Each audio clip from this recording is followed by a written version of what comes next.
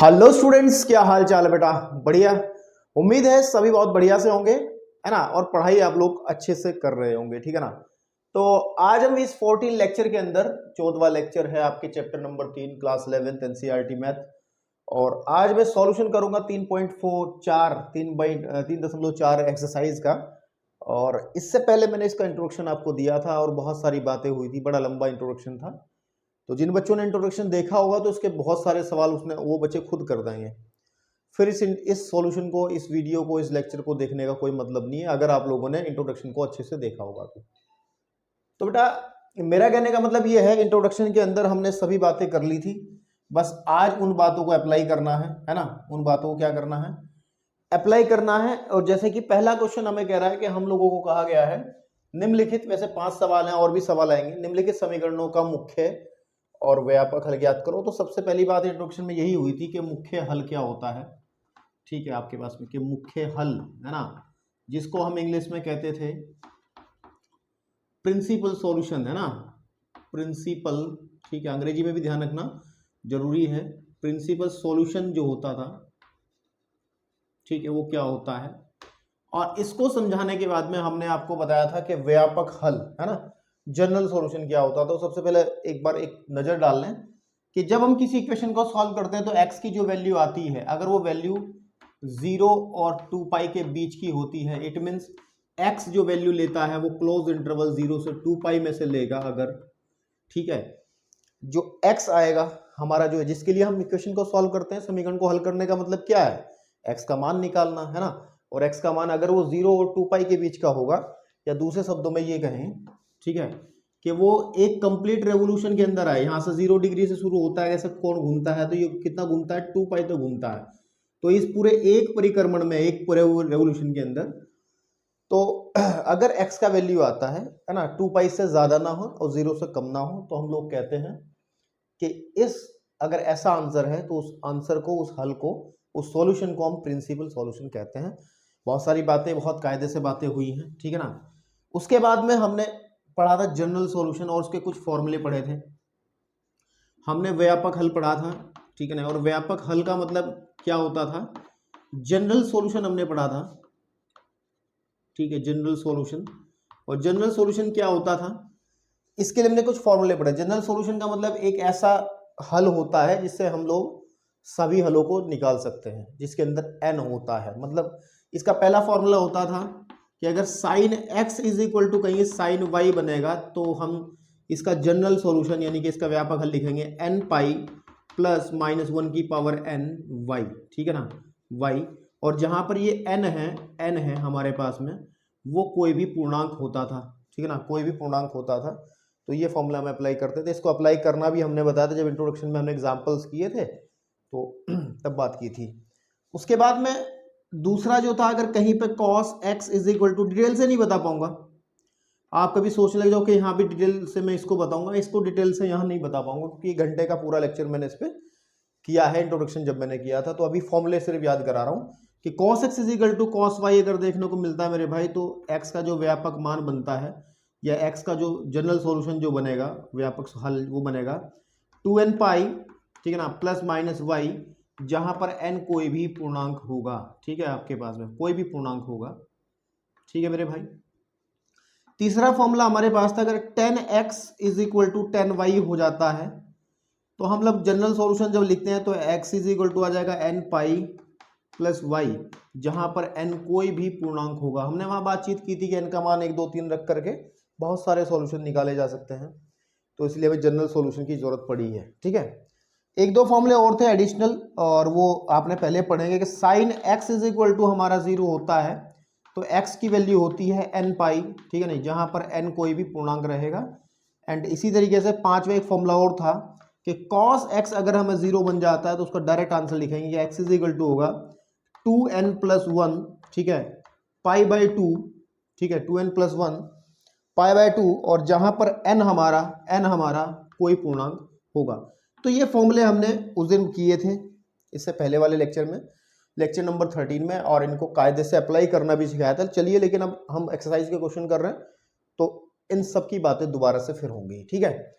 तो अब हम पहले क्वेश्चन से बात करते हैं। किससे बात करते हैं? पहले क्वेश्चन से। जरा फ्रेम में देखो, जरा आ रहा नहीं नीचे की तरफ? पूरा बोर्ड मेरा कवर हो रहा है, नहीं हो रहा? सब ठीक है।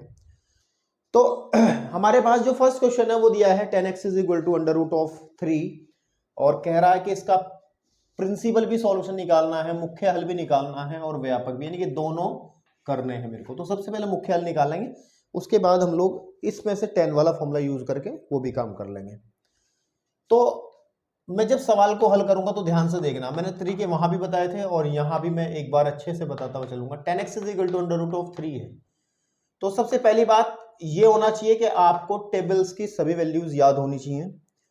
जो टेबल हमने बनवाई थी 10th में भी बनवाई थी, 11th के इस चैप्टर में भी 2 या 3 बार बनवा चुका हूं कि अंडर रूट ऑफ 3 10 के अंदर किसकी वैल्यू होती है। तो अगर ध्यान दिया जाए तो 10 पाई बाई जो 3 होता है उसकी वैल्यू अंडर रूट ऑफ 3 होती है। चाहे चेक कर लो इसको, आप चाहे तो चेक कर लो मेरे भाई। कहाँ जाके चेक करोगे? टेबल में, है ना?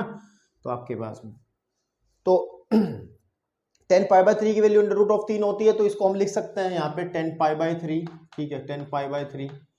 तो यहाँ से हम ये कह सकते हैं जब हम कंपेयर करेंगे तो x की वैल्यू मेरे पास पाई बाई 3 आ जाएगी, ठीक है नहीं? आपके पास में 10 की वैल्यू हमारे पास पाई बाई 3, एक आंसर आ गया। और ये एक आंसर जो, क्योंकि मुख्य हल जब निकलता है, हम लोग जब मुख्य हल निकालते हैं, ठीक है, जो हम लोग मुख्य हल निकालते हैं, पहले भी बात हुई थी मुख्य हल के अंदर खास बात ये होती है, हमारे मुख्य हल का जो होते हैं वो 2 निकलते हैं। क्या निकलते हैं? 2 आंसर निकलते हैं। जैसे इसमें एक answer x is equal to pi by 3 निकल चुका है ना? तो दूसरा आंसर भी हमें कहीं ना कहीं मिलेगा, और वो आंसर कहाँ मिलेगा, कैसे मिलेगा, उसके लिए हम अपनी शक्तियों का प्रयोग करते हैं जो ट्रिग्नोमेट्री में अब तक सीखी है। आप ध्यान दें कि हमारे पास ये वैल्यू जो है वो कैसी है, प्लस में है या माइनस में है? प्लस में है। तो आपको क्या करना है मेरे भाई? आपको क्या करना है? आपको चतुर्थांश वाले उस चित्र में जाना है जो ASTC वाला था। आपको ये देखना है मेरे बेटे कि 10, देखो ये 10 की वैल्यू कैसी है, प्लस में है। हमें देखना है इस चतुर्थांश के अंदर, इस सिस्टम के अंदर पहले चतुर्थांश, दूसरे चतुर्थांश, तीसरे और में 10 प्लस का कहाँ कहाँ होता है। तो 10 प्लस का एक तो यहाँ होता है, क्योंकि यहाँ पे ऑल पॉजिटिव होते हैं, तो यहाँ पे ऑल पॉजिटिव होने का कारण ये है, तो 10 भी यहाँ पॉजिटिव होगा। और यहाँ पे पाई बाय 3 यहीं पे कहीं ना होगा, क्योंकि ये 0 डिग्री होता है, ये पाई बाय 2 होता है। तो 0 से पाई बाय 2 के बीच के कोण जो है, 0 से 90 के बीच के कोण यहाँ होंगे। तो यानी कि ये पहले वाला आंसर तो उसमें मिल जाएगा। ये तो प्रथम चतुर्थांश में दिखाई दे रहा है आपको। पाई बाय 3 का मतलब 60 डिग्री, तो 60 कहना कहीं यहाँ को आ जाएगा आपके भी, तो उसमें आ जाएगा। लेकिन 10 अगर देखा जाए 10 एक जगह और प्लस में होता है, और वो प्लस में होता है थर्ड क्वाड्रेंट के अंदर। थर्ड क्वाड्रेंट के अंदर 10 प्लस का होता है, क्योंकि हमने पढ़ा था यहाँ पे 10 और 10 का रिश्तेदार पॉजिटिव होते हैं, बाकी जितने भी होते हैं सब नेगेटिव होते हैं। ऐसे यहाँ पे साइन और कोसेक पॉजिटिव होते हैं, बाकी सब नेगेटिव होते हैं। यहाँ पर कॉस और सेक पॉजिटिव होते हैं और बाकी सब नेगेटिव। ये चीजें हम बहुत बार बात कर चुके हैं। तो हम ये देख पा रहे हैं 10 की वैल्यू हमें प्लस में दी गई है, एक वैल्यू तो हमारी प्लस में पहले चतुर्थांश में दिखाई देगी, लेकिन हमारे पास में एक चतुर्थांश और ऐसा है जिसके अंदर 10 प्लस में होता है, और वो होता है हमारे पास में थर्ड। और थर्ड तीसरे चतुर्थांश के अंदर हम लिख सकते हैं, इस वाले का जो कार्यक्रम है वो पाई प्लस एक्स इसको लिखा जा सकता है ना? पाई प्लस एक्स ही तो है ये। क्योंकि आप अगर मैं एक पेन की सहायता से फिर से समझाऊं, ठीक है, कि आपके पास में यहां से जब ये 0 से एंगल घूमेगा, यहाँ 90 हो गया, 90 से यहाँ पे पाई पे चले गए, और पाई में कुछ भी जुड़ेगा हल्का सा तो वो आ जाएगा थर्ड में। पाई में कुछ भी हल्का जुड़ेगा तो थर्ड में आ जाएगा। तो हम यहाँ पे इसको अगेन करके लिखते हैं, जब सवाल को हम हल करते हैं अगेन ये चीज उठा लेते हैं, ये वाली चीज, ठीक है, ये वाली चीज लिख लेते हैं कि जो 10x है हमें पता है वो अंडर रूट ऑफ 3 के बराबर है। तो यानी कि 10x जो है हमने अभी भी किया है कि ये 10 पाई बाय 3 के बराबर है, इसमें कोई दो राय नहीं है। लेकिन हम एक काम कर सकते हैं जो आप लोग देखेंगे, और अगर समझ में आ जाएगा तो फिर मजा आ जाएगा। तो हम लिखेंगे 10, इस x को मैं पाई बाय 3 लिख नहीं सकता क्या किया मैंने, ये ऐसा क्या कर दिया मैंने ऐसा ये किया क्योंकि आप उठा के देखिए अपनी कॉपी को, अगर 10 पाई प्लस एक्स का फॉर्मूला आपको याद हो तो it always equal to 10x। Check कर लो, बहुत सारे फॉर्मूले बताए थे जहां 48 फॉर्मूले थे, और उन 48 फॉर्मूलों में यही फॉर्मूला था। इनका तरीका मैंने बताया था कि अगर पाई है तो चेंज नहीं होगा, तो 10 का 10 ही आएगा।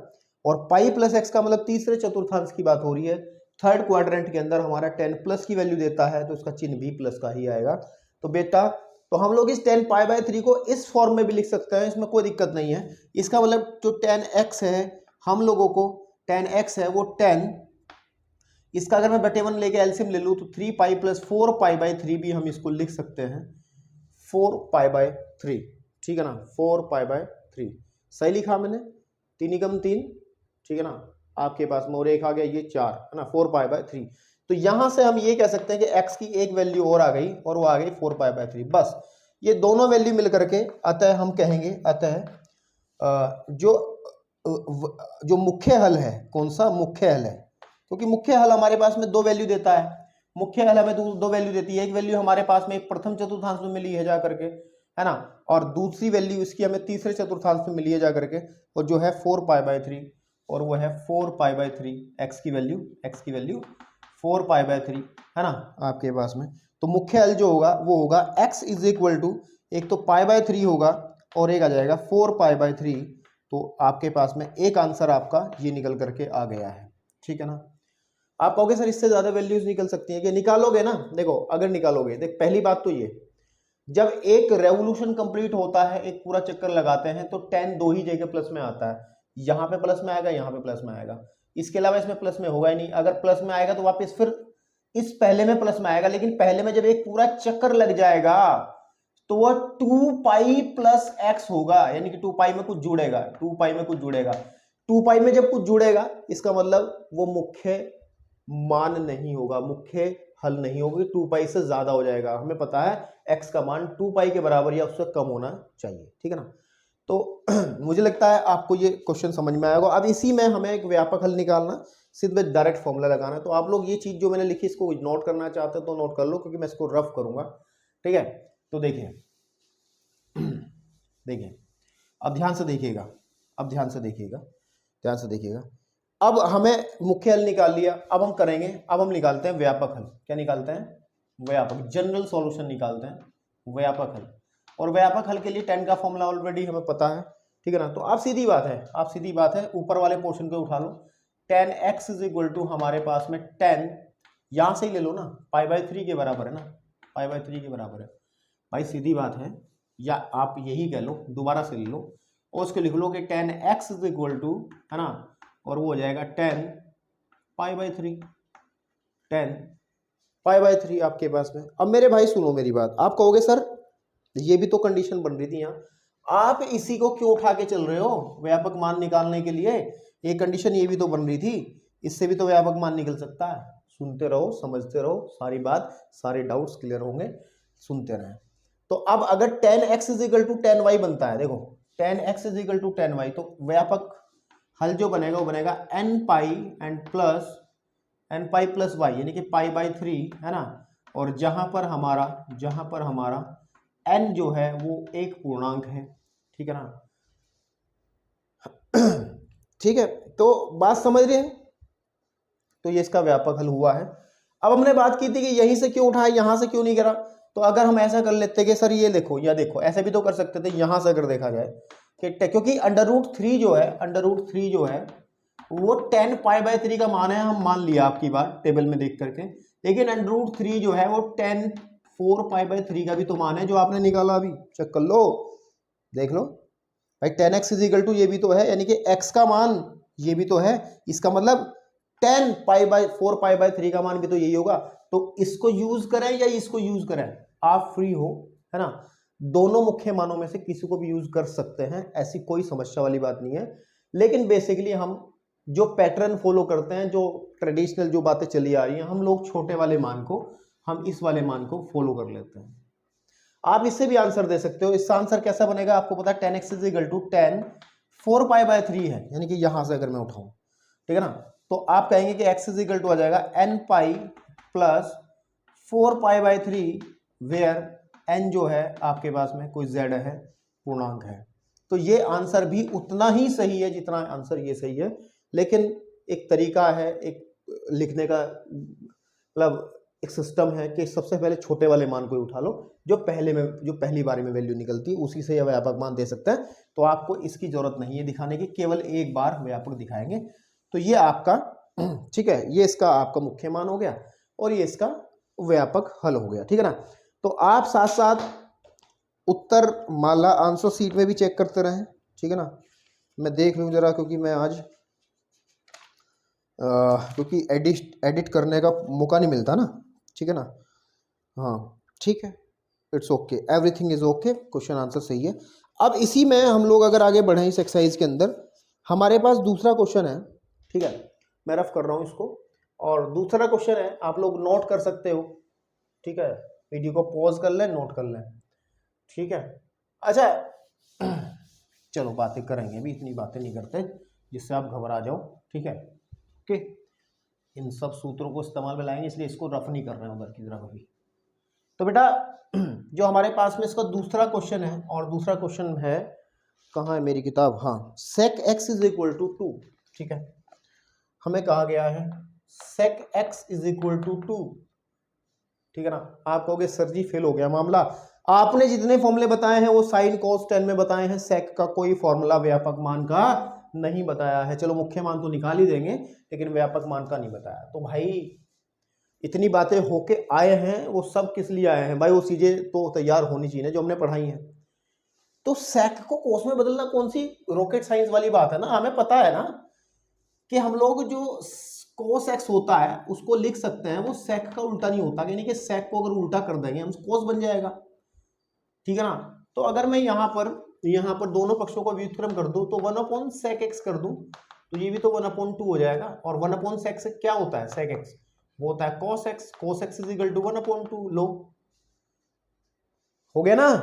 अब देखिए जरा ध्यान से, अब हम निकालते हैं मुख्य मान। सबसे पहले निकालते हैं मुख्य हल निकालते हैं। तो सबसे पहले देखो cos x, देख लो cos x, तो आप चाहे तो ऐसे देख लिया करें, है ना।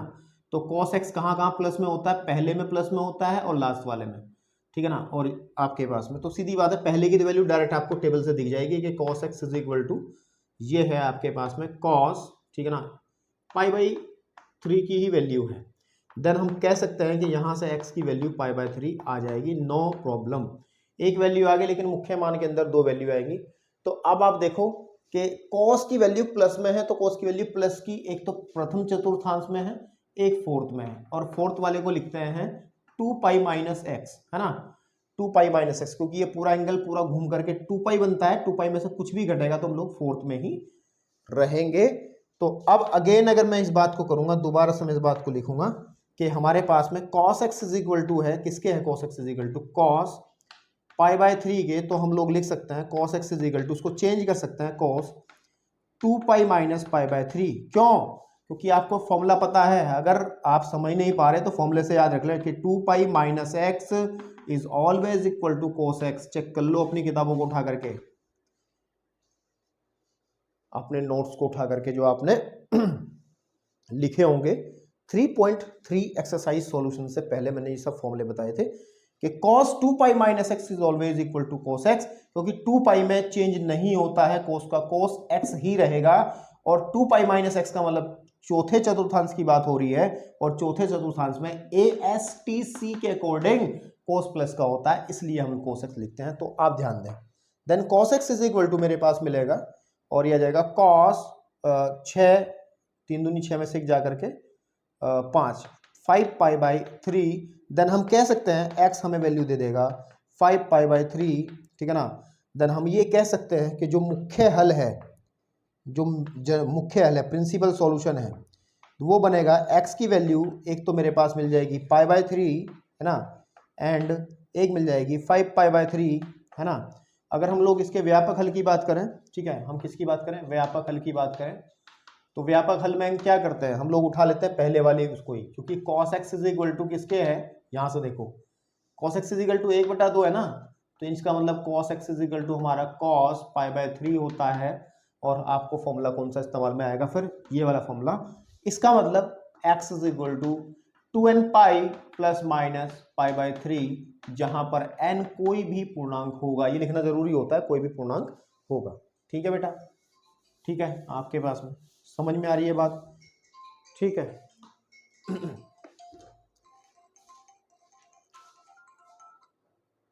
ठीक है, तो ये इसका सॉल्यूशन हो गया, इसका मतलब इसका जनरल सॉल्यूशन भी हमने निकाल दिया है, ठीक है ना। जनरल सॉल्यूशन में हमने इसका निकाल दिया है। तो आप लोग चाहे तो साथ के साथ वेरीफाई भी करते रहें पीछे की तरफ। किसकी तरफ? पीछे की तरफ आंसर शीट में मिलाते चलें आंसर, ठीक है। कहाँ है भाई, कहाँ है भाई, क्योंकि यार एडिट करने का मौका नहीं मिलता ना फिर। अगर एक बार वीडियो यूट्यूब पे चली गई, आपके सामने आ गई, तो आप मजाक बनाओगे गुरुजी ने कहाँ गलती कर दी थी, सर ने कहाँ गलती कर दी थी। जबकि आप भले ही 70 गलतियाँ करते रहें, लेकिन हमारी एक गलती आपसे बर्दाश्त नहीं होती है, इतना हमें पता है। तो बेटा ये क्वेश्चन बिल्कुल ठीक है। अब बढ़ते हैं हम क्वेश्चन नंबर 3 की तरफ। और 3 में हमारे पास में है, 3 में हमारे पास में क्या है? 3 में जो 3 क्वेश्चन है, क्वेश्चन नंबर 3, क्वेश्चन नंबर 3 हमें कह रहा है कि cot x is equal to minus under root of 3। तो अब थोड़ा दिमाग लगाओ, अब थोड़ा दिमाग लगाओ बेटा, क्योंकि कोट का तो कोई फॉर्मूला अवेलेबल नहीं है, है ना। तो पहले हम लोग क्या करते हैं, इसको कोट को आसानी से 10 में बदला जा सकता है, क्योंकि आपको पता है कि 1/cot x जो होता है it always be equal to 10x।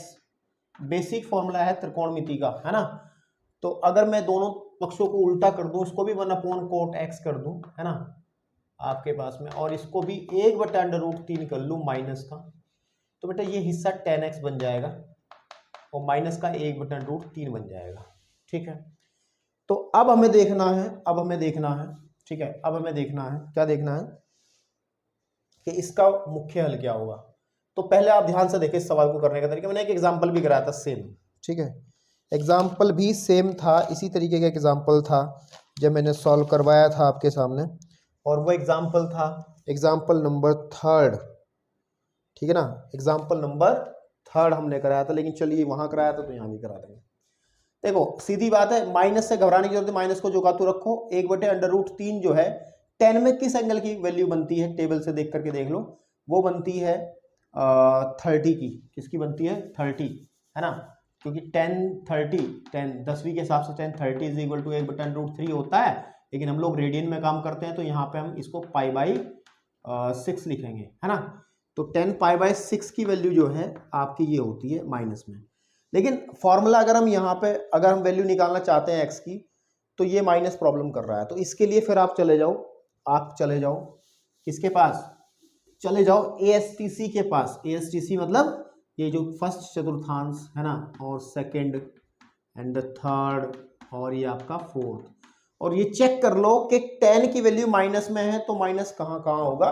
तो माइनस होगा यहाँ पर और माइनस होगा यहाँ पर। इसको कहते हैं π-x, इसको कहते हैं 2π-x। चतुर्थांश का तरीका यही तो है। तो बस हो गया काम। देखो तो लिखेंगे 10x is equal to, minus खत्म करना है तो हम इस चतुर्थांश में चले जाएंगे और इसको लिखेंगे 10 π-π/6। माइनस खत्म हो जाएगा। आप कहोगे सर क्या जादूगरी है? जादूगरी नहीं है यार, ठीक है ना। सब कुछ प्रैक्टिस से आता है, और ये चीजें अगर आपने अच्छे से समझी होंगी, आप क्लास 10 से आए हैं तो थोड़ी बहुत दिक्कतें आ सकती हैं, मैं मानता हूं इन चीजों को, लेकिन हल्के में ना लेके चलें कि बाद में सीख जाएंगे, लेकिन सीखने का भी प्रयास करें, ठीक है।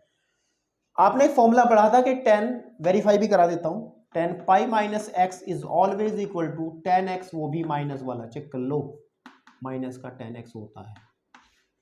यही यूज किया मैंने यहाँ पे।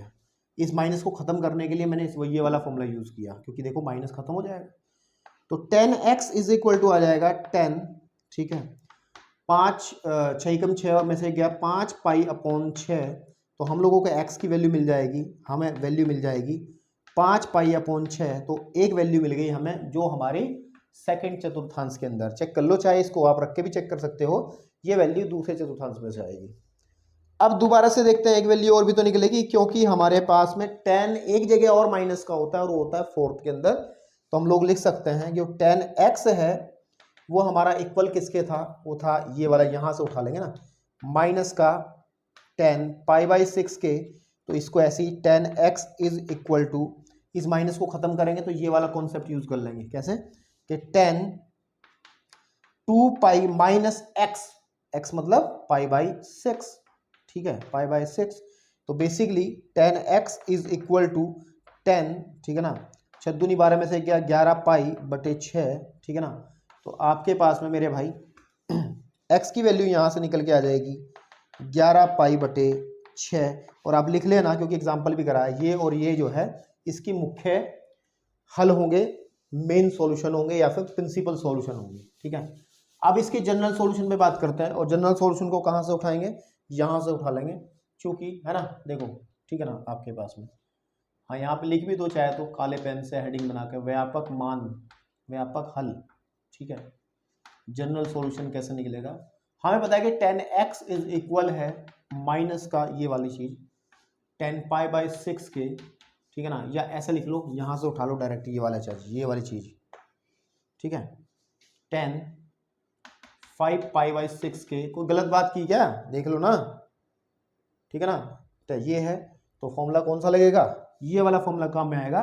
10x is equal to 10y हमें देता है x is equal to n pi plus 5 pi by 6, जहां पर n भी कोई हमारे पास पूर्णांक है, तो ये इसका जनरल सॉल्यूशन है, और ये इसका, ठीक है ना, ये इसका प्रिंसिपल सॉल्यूशन है, ठीक है, प्रिंसिपल सॉल्यूशन है, ठीक है आपके पास में।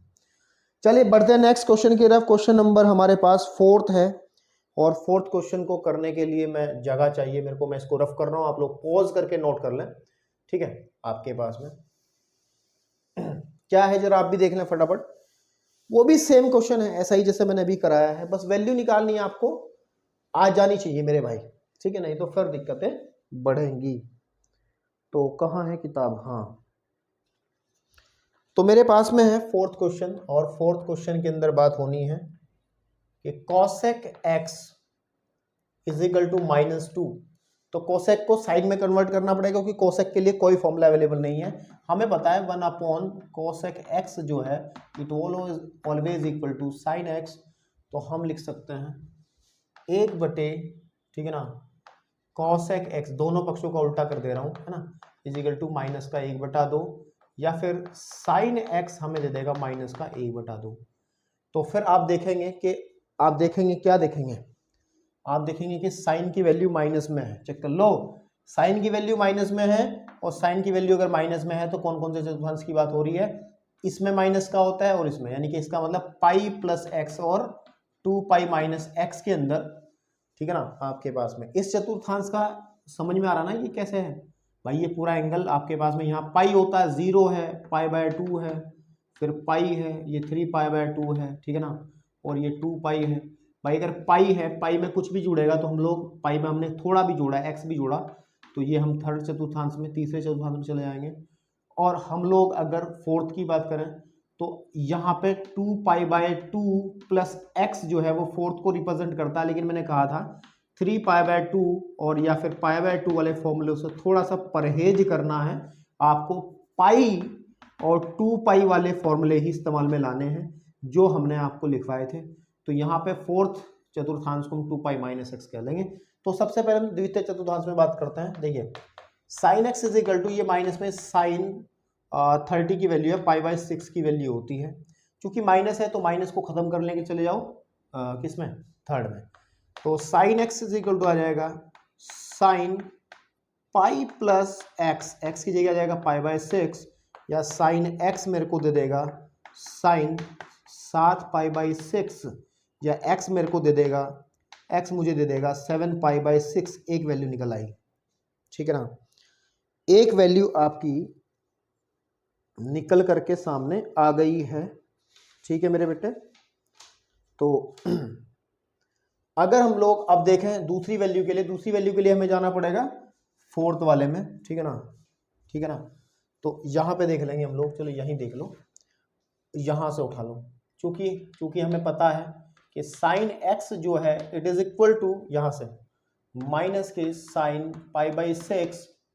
अगर आप लिखना चाहें ना तो यहाँ लिख भी सकते हैं, यहाँ पे आप लिख सकते हैं थर्ड क्वाड्रेंट में, ठीक है, थर्ड क्वाड्रेंट या चतुर्थांश हिंदी में हमने ऐसा काम किया। और यहाँ पे भी लिख सकते हैं 4th, ठीक है, 4th क्वाड्रेंट में, ऐसा लिख सकते हैं। जो साइन एक्स हो जाएगा वो हो जाएगा, ये माइनस खत्म कर लेंगे और साइन को लिख देंगे 2 पाई माइनस एक्स की जगह ये वाली वैल्यू ले लेंगे अपॉन 6।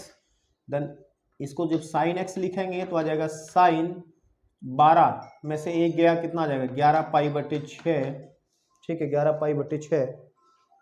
ठीक है, चलिए तो इसका मतलब हमारे पास में जो x की वैल्यू यहाँ से निकल करके आएगी, तो वो x की वैल्यू मेरे पास आ जाएगी 11 पाई अपॉन 6।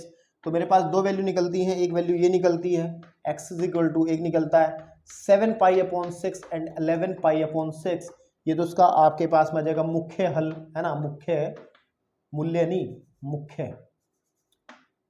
मुख्य हल आ जाएगा।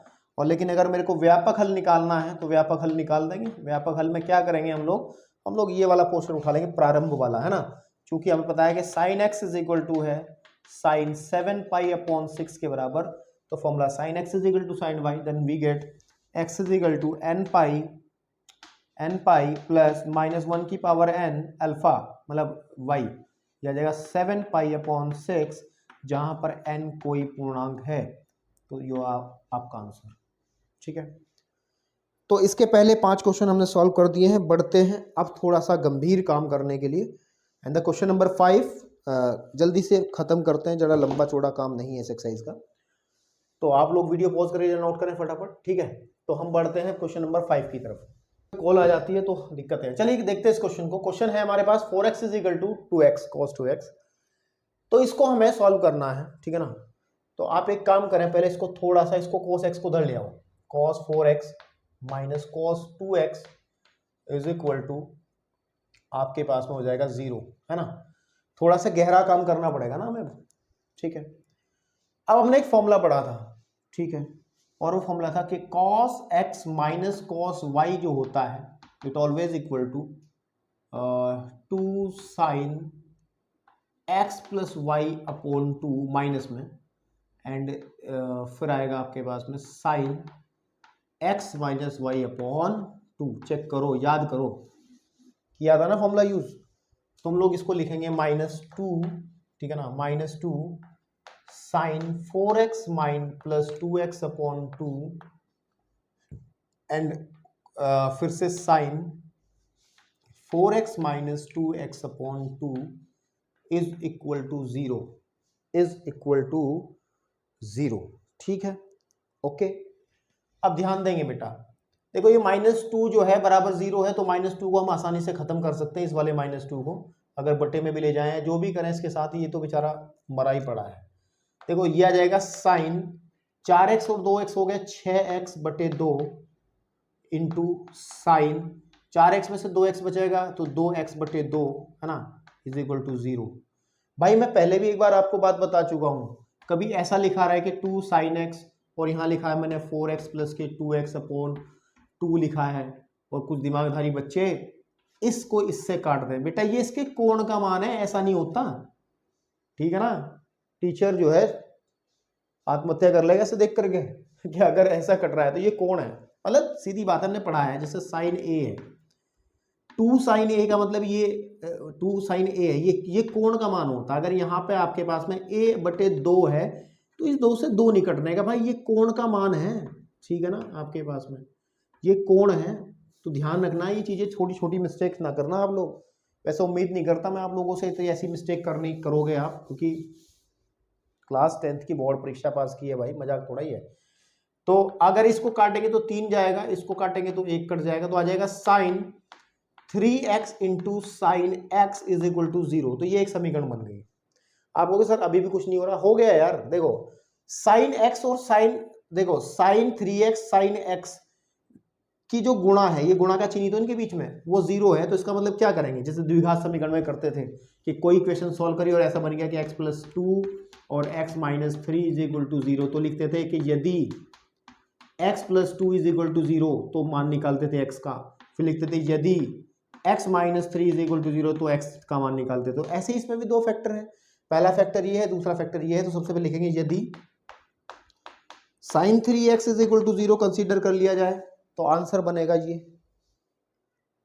Sign x is equal to 0 का, तो इसका मतलब व्यापक मान बन जाएगा 3x is equal to n pi plus n pi नहीं, एन पाई खाली एन पाई, जहां पर एन जो है फॉर्मूले पे ध्यान दो, वो कोई पूर्णांक है, तो यानी कि x इज इक्वल टू 3 को बटे में ले आओगे कि x का पूरा मान निकालना ना, तो आ जाएगा n पाई बटे 3, जहां n कोई पूर्णांक है। तो एक आंसर तो हमारा निकल करके आ गया ये, ठीक है। लेकिन यदि एक हिस्सा और बच रहा है हमारे पास, यदि ये 0 बन जाए, साइन x हमें 0 दे दे, तो हम सीधी सीधी बात ये कहेंगे, फॉर्मूला रख देंगे उठा के कि x की वैल्यू हो जाएगी n पाई, जहां पर n कोई पूर्णांक है। कुछ बात करने की आवश्यकता नहीं है, ठीक है ना। अब अगर हम बढ़े इसके नेक्स्ट क्वेश्चन की तरफ, क्वेश्चन नंबर, चलिए अब 6 क्वेश्चन क्या कह रहा है, 6 क्वेश्चन हमारे पास में है कि cos 3x है ना, क्या है cos 3x और माइनस का x, ठीक है, आपके पास में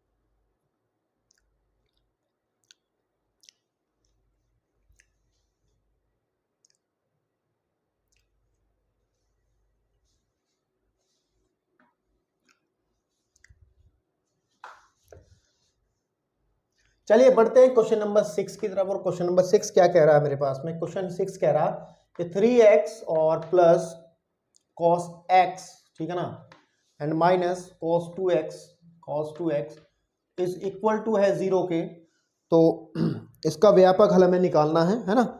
तो कुछ लोग बच्चे टूट पड़ते हैं कि भाई ट्रिग्नोमेट्री का सवाल है, सीधी करने वाला होगा, इसकी लेफ्ट हैंड साइड लेकर के वो क्या करते हैं, जीरो बनाने की कोशिश करेंगे, राइट हैंड साइड जीरो। ऐसा नहीं है भाई, पढ़ लें पूरा क्वेश्चन कि हमें समीकरणों को हल करना है। हल करने का मतलब x का मान निकालना है, और मान भी कैसे निकालना है, व्यापक मान निकालना है, जनरल वैल्यू निकालनी है। तो इस क्वेश्चन को सॉल्व करने के लिए हमारे कुछ हथियार पुराने काम में आएंगे। हमने एक फॉर्मूला पढ़ा था कि cos x plus cos y, ठीक है ना, इक्वल होता है 2 cos x plus y upon 2 and cos x minus y upon 2। तो इस फॉर्मूले को अगर मैं इसके पहले 2 पदों में लगा देता हूं, ठीक है, तो मुझे मिलता है cos 3x plus x upon 2 and cos 3x minus x upon 2, और माइनस का cos 2x जो है एज इट इज रहेगा, इज इक्वल टू 0। तो अगर मैं सॉल्व करूं तो 2 cos 3 और 1 4 है ना, 4x बटे 2 एंड cos आ जाएगा 2x बटे 2 माइनस का cos 2x is equal to 0, ठीक है। तो मेरे पास ये कट जाएगा 2 times 2 cos 2x and cos ये 2 से 2 कट जाएगा, cos x माइनस के cos 2x, हो गया काम। ये cos 2x यहाँ भी है, cos 2x यहाँ भी, इसको उठा करके बाहर पटक दो, तो cos 2x मुझे दे देगा 2 cos x minus 1 is equal to 0। तो फिर वही बात करेंगे, यदि हम लोग cos 2x को 0 के इक्वल ले लें, भाई इस वाली चीज को 0 के इक्वल ले लें, तो हमारा फॉर्मूला नीचे वाला काम में आ जाएगा, ये वाला। तो हम कहेंगे कि cos 2x अगर 0 है तो इसका मतलब x का जो व्यापक मान बनेगा वो बनेगा 2n प्लस 1, ठीक है ना, 2n प्लस 1 पाई बाई 2 है ना, और जहां पर n जो है वो कोई भी पूर्णांक है। तो लेकिन हमारा ये x नहीं है, ये तो 2x है, इस 2 को उधर बच्चे में पहुंचा दो, तो x इज इक्वल टू आ जाएगा 2n प्लस 1, ठीक है ना, एंड पाई बाई 2, ठीक है, और जहां n कोई पूर्णांक है, ठीक है। कुछ लोग क्या करते हैं कि ये जो 2 है ना बट्टे में लेके गया, तो कुछ लोग बच्चे इसके बट्टे 2 कर देंगे, इसके बट्टे 2 कर देंगे। ऐसा नहीं होता भाई, ये कोई साथ में गुणा या जोड़ घटाने में थोड़ा, ये तो कंडीशन है। ये कंडीशन का मतलब है, ये कंडीशन ऐसे लिखी जाती है, एक स्टेटमेंट है कि जहां, ऐसे लिखी जाती है, जहां n कोई पूर्णांक है, जहां n पूर्णांकों का सदस्य है, n बिलोंग्स टू z, कोई z पूर्णांकों का समुच्चय होता, तो एक आंसर आ गया। ये तब आया जब हमने इसको 0 के इक्वल इक्वेट लिया। अब इसको उठा लो, ठीक है, तो लिखो कि यदि 2 cos x ये वाला portion and -1 is equal to 0 then cos x is equal to 1 and cos x is equal to 1/2 और cos x is equal to, ये cos में किसकी वैल्यू होती है, cos 60 की वैल्यू होती है π/3 की, तो फॉर्मूला लग जाएगा ये वाला है, नहीं ऊपर वाला, तो x इज इक्वल टू आ जाएगा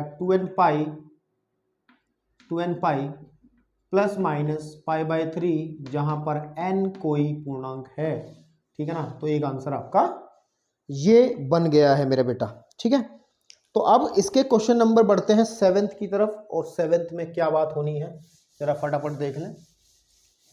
क्वेश्चन नंबर 7th क्वेश्चन के अंदर बात हुई है। 7th के अंदर हमें कहा गया है कि sin 2x, ठीक है ना, and cos x is equal to है 0, ठीक है, ठीक है, इज इक्वल टू है 0। तो हम इसको कैसे सॉल्व करें, ठीक है। अच्छा, सॉल्व करने के तरीके कई हो सकते हैं, ठीक है, लेकिन मैं सिंपलेस्ट तरीका, जो आसान तरीका रहेगा उससे कराऊंगा, क्योंकि वो तरीके आपके भी दिमाग में कुछ समय बाद आ जाएंगे। आप कहेंगे सर जी इस सवाल को मैं 4 तरीके से सॉल्व कर सकता हूं। बिल्कुल सही बात है, इस सवाल को 4 तरीकों से हल करने में कोई दिक्कत नहीं है, ठीक है।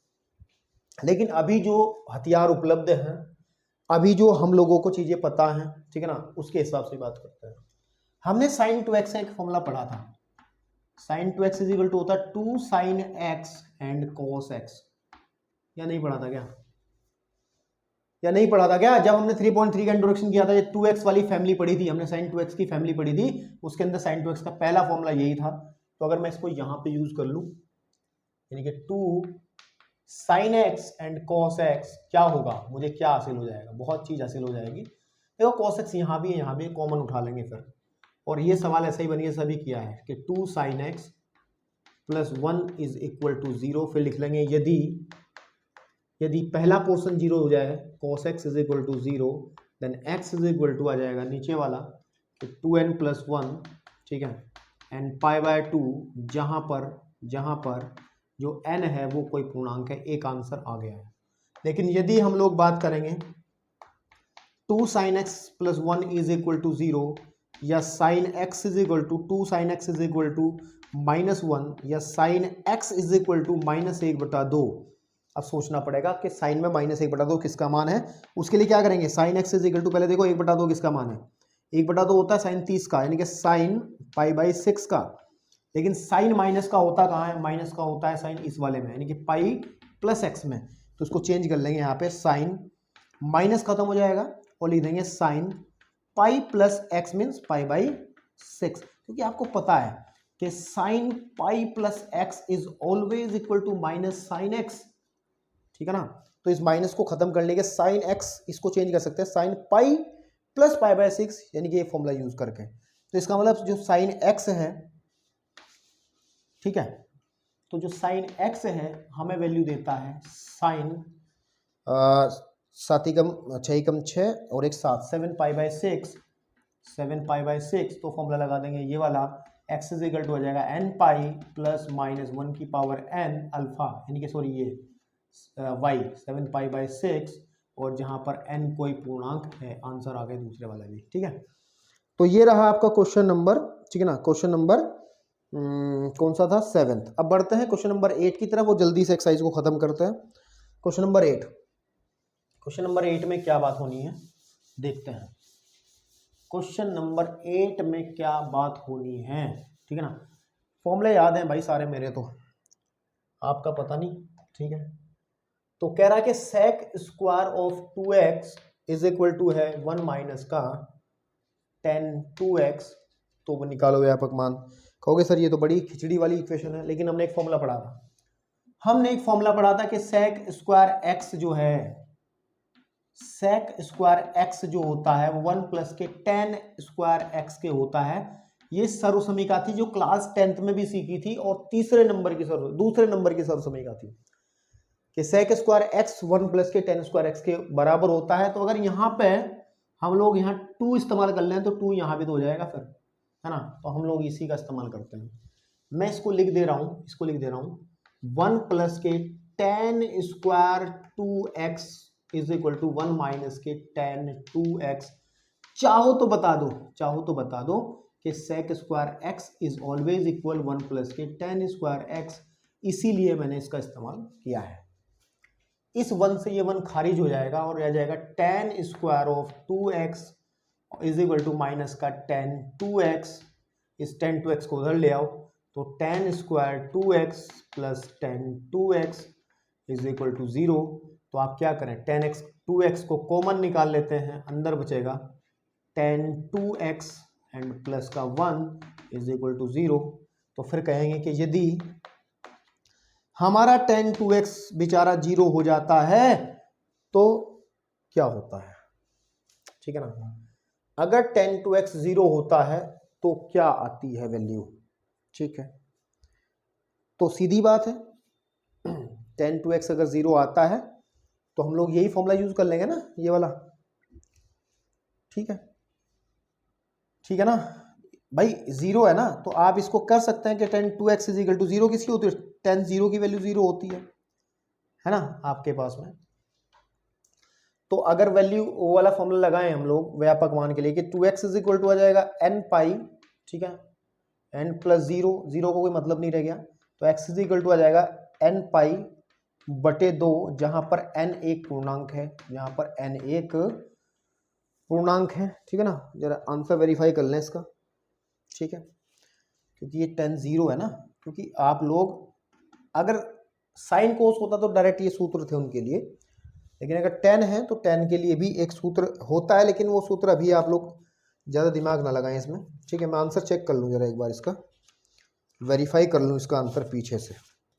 आंसर सीट इतनी सुविधा तो बेचारों ने दे ही रखी इन्होंने यार, मैं पेज मोड़ देना चाहिए मुझे, इसमें बार बार समय खराब होता है। कहाँ गया 3.4 का question number, this is question number 8, n pi by 2, ठीक है, एक आंसर सही आ गया। और दूसरा निकालते हैं, दूसरा आंसर क्या निकलेगा कि यदि ये वाला है ना, कि यदि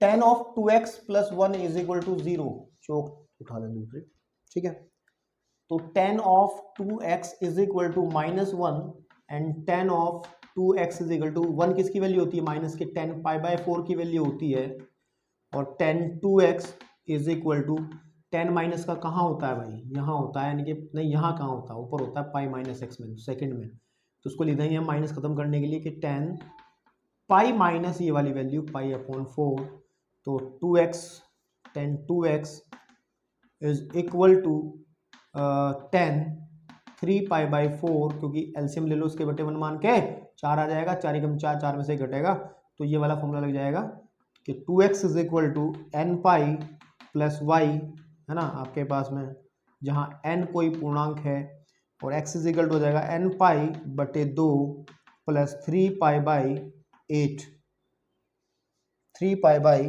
8, ठीक है, आपके पास में 3 पाई बाई 8 आएगा ना,